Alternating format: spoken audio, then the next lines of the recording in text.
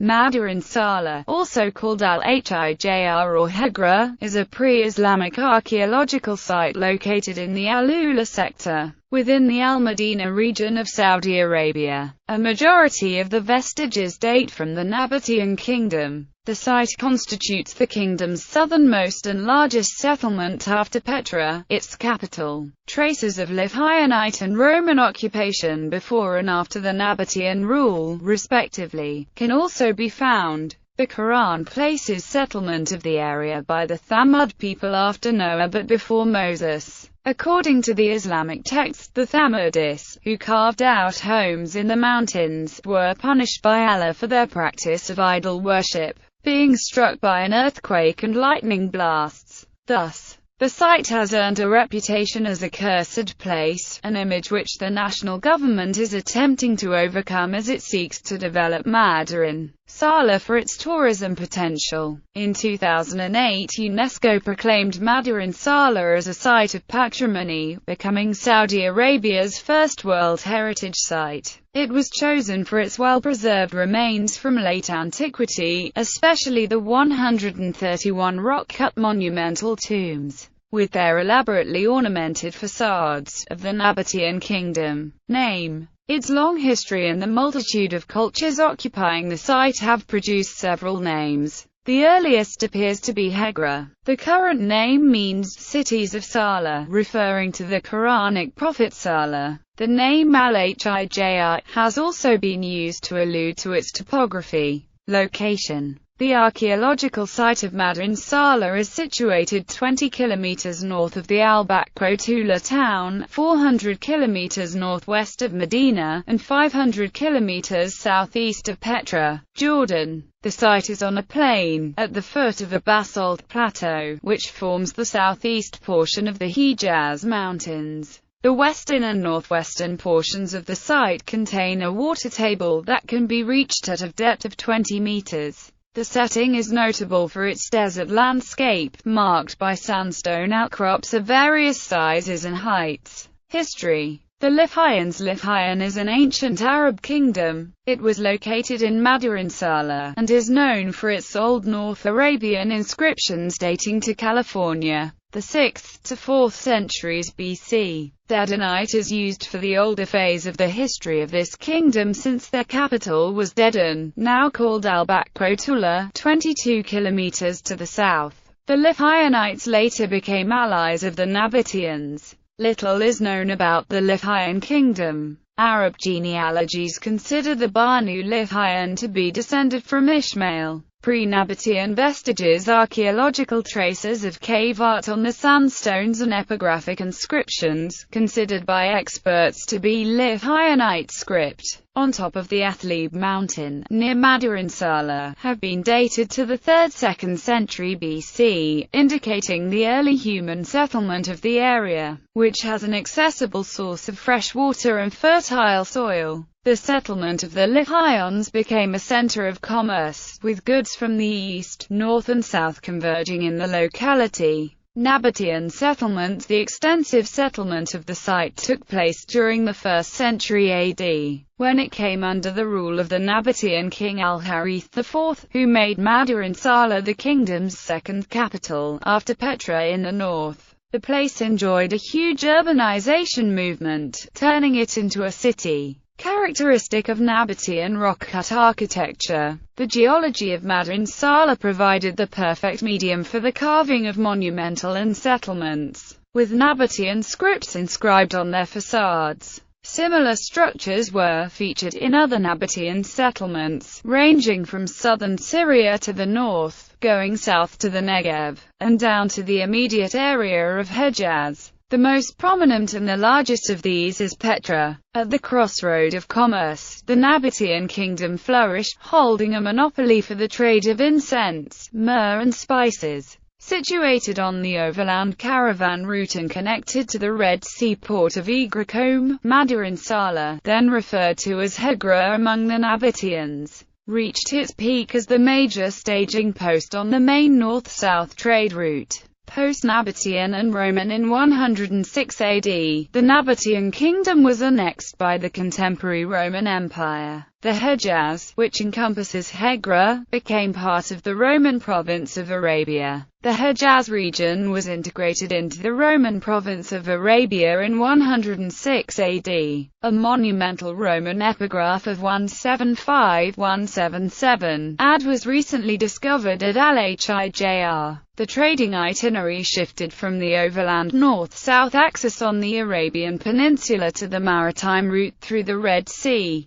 Thus, Hera as a center of trade began to decline, leading to its abandonment, supported by the lack of later developments based on archaeological studies. Experts have hypothesized that the site had lost all of its urban functions beginning in the late antiquity. Recently, evidence has been discovered that the Roman legions of Trajan occupied Mada'in Saleh in the Hejaz mountain area of northeastern Arabia, increasing the extension of the Arabia Petraea province of the Romans in Arabia. The history of Hera from the decline of the Roman Empire until the emergence of Islam remains unknown. It was only sporadically mentioned by travelers and pilgrims making their way to Mecca in the succeeding centuries. Hera served as a station along the religious route, providing supplies and water for pilgrims. Among the accounts is a description made by 14th-century traveler Ibn Battuta, noting the red stone-cut tombs of Hera, by then known as Al-Hijr. However, he made no mention of human activities there. Under the Ottoman rule, which began in the 16th century AD,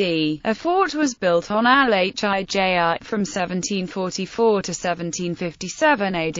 It was a part of a series of fortifications built to protect the pilgrimage route to Mecca. Accounts from the Quran according to Islamic tradition, by the 3rd millennium BC. The site of Mada'in Saleh had already been settled by the tribe of Thamud. It is said that the tribe fell to idol-worshipping. Tyranny and oppression became prevalent. The Prophet Saleh, to whom the site's name of Mada'in Saleh is often attributed, called the Thamudis to repent. The Thamudis disregarded the warning and instead commanded Prophet Saleh to summon a pregnant she-camel from the back of a mountain. And so, a pregnant she-camel was sent to the people from the back of the mountain by Allah, as proof of Saleh's divine mission. However, only a minority heeded his words. The non-believers killed the sacred camel instead of caring for it as they were told, and its calf ran back to the mountain where it had come from, screaming. The Thamudis were given 3 days before their punishment was to take place, since they disbelieved and did not heed the warning.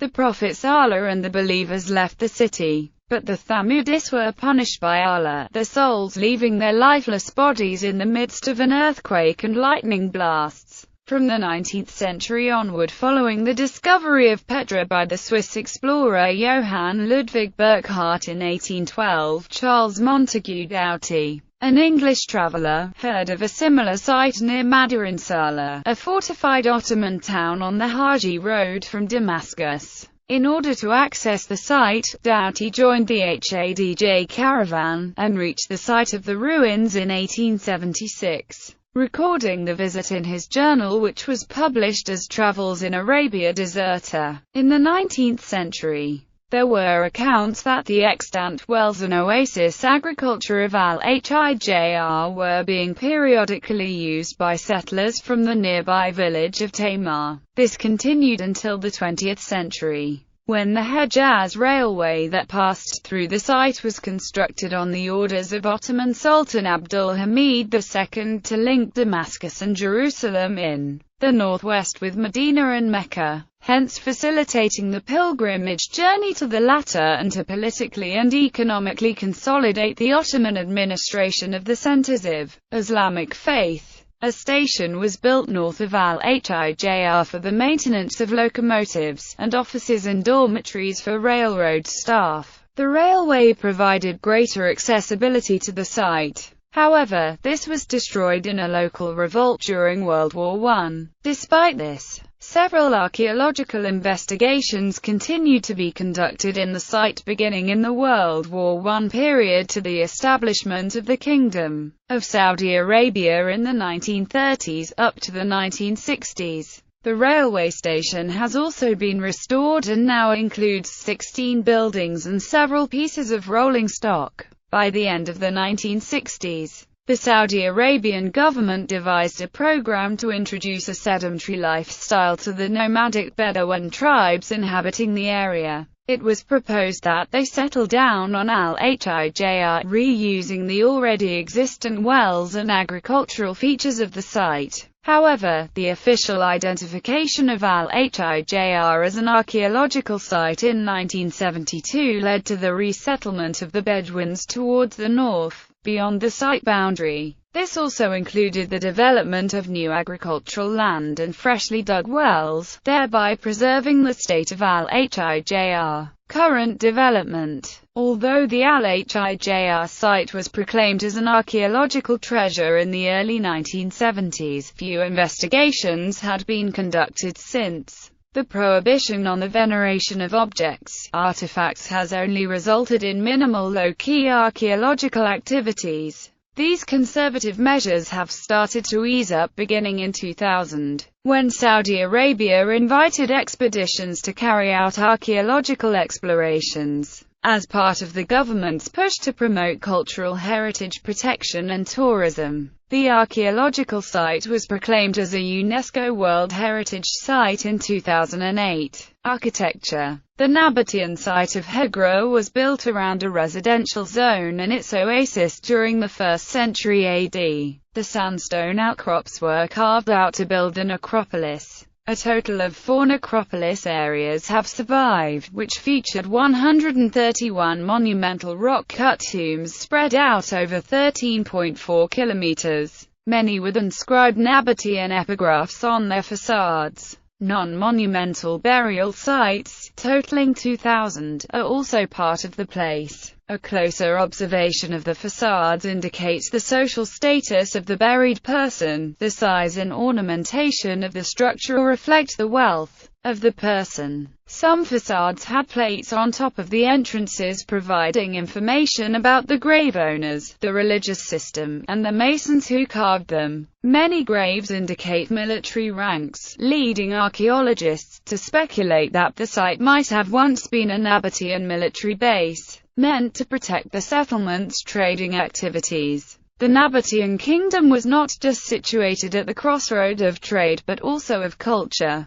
This is reflected in the varying motifs of the facade decorations, borrowing stylistic elements from Assyria, Phoenicia, Egypt and Hellenistic Alexandria, combined with the native artistic style. Roman decorations and Latin scripts also figured on the troglodytic tombs when the territory was annexed by the Roman Empire. In contrast to the elaborate exteriors, the interiors of the rock-cut structures are severe and plain. A religious area, known as Jabal Idlib, is located to the northeast of the site. It is believed to have been originally dedicated to the Nabatean deity Dushera. A narrow corridor, 40 meters long between the high rocks and reminiscent of the Siq in Petra, leads to the Hall of the Divan, a Muslim council chamber or law court. Small religious sanctuaries bearing inscriptions were also cut into the rock in the vicinity. The residential area is located on the middle of the plain, far from the outcrops. The primary material of construction for the houses and the enclosing wall was sun-dried mud brick. Few vestiges of the residential area remain. Water is supplied by 130 wells, situated in the western and northwestern part of the site, where the water table was at a depth of only 20 meters. The wells, with diameters ranging 4 to 7 meters, were cut into the rock, although some, dug in loose ground, had to be reinforced with sandstone. Importance. The Al-Hijr archaeological site lies in an arid environment. The dry climate, the lack of resettlement after the site was abandoned, and the prevailing local beliefs about the locality have all led to the extraordinary state of preservation of Al-Hijr, providing an extensive picture of the Nabatean lifestyle, thought to mark the southern extent of the Nabatean kingdom. Al-Hijr's oasis agriculture and extant wells exhibit the necessary adaptations made by the Nabateans in the given environment. It's markedly distinct. settlement is the second largest among the Nabatean kingdom, complementing that of the more famous Petra archaeological site in Jordan. The location of the site at the crossroads of trade, as well as the various languages, scripts and artistic styles reflected in the facades of its monumental tombs further set it apart from other archaeological sites. It has duly earned the nickname, the capital of monuments, among Saudi Arabia's 4,000 archaeological sites. Photos